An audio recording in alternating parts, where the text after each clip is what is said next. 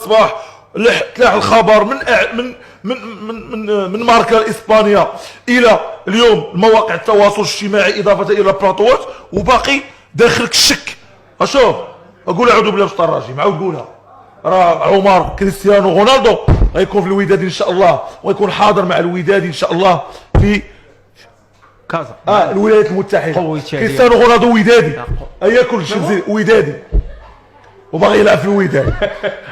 ها هي كتعاود هذيك القضيه ديال انزو زيدان. هي هادي دابا هاد الرؤساء عندنا ملي كيكثر عليهم اللغط كيجيبوا لك شي لعاب كبير، رونالدو. هادي عاوتاني ديال لعابه برازيليين، اي تمنى قال لك غادي نجيب برازيليين، مشى جاب لك جوج هنود. هاد الطلحه هو داوي خاوي بحال احمد اللاوي، هذا هو داير بحال دوك اللي كيبيعوا الدواء ديال البرغوث وديال سرق الزيت في السواق، عاد تيهلل. كدوي على رونالدو، واش رونالدو كيشد 500 مليون في الصباح 500 مليون في العشيه؟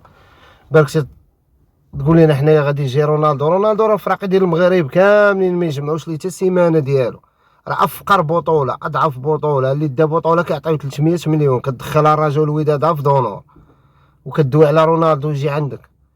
وحتى سيره ليبيا ولات كتشري من عندك وبغيتي رونالدو يجي عندك، راه ليبيا المخير كيمشي للخليج. مع تحياتي لكاع اللاعبين وكاع النوادي ديال البطوله الوطنيه. هذا بدا اصلا ماشي تعود الوداد ولا عجبته الوداد من جديده ولا كيهضر تا هو على كاس العالم وعلى رونالدو، اصلا عمرو لعب لا تاع عصبة الابطال ما كانش كيلعبها، لعبها كاس الاتحاد الافريقي مع الوداد.